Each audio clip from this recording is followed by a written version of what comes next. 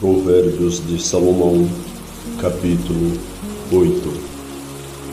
Não clama porventura a sabedoria, e a inteligência não dá a sua voz?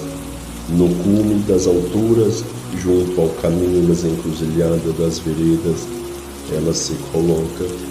Da banda das portas da cidade, a entrada da cidade e a entrada das portas está clamando.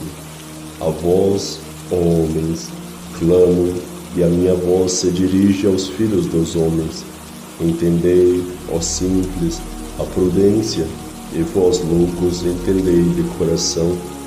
Ouve, porque proferirei coisas excelentes, os meus lábios se abrirão para a equidade, porque a minha boca proferirá a verdade, os meus lábios abominam a impiedade.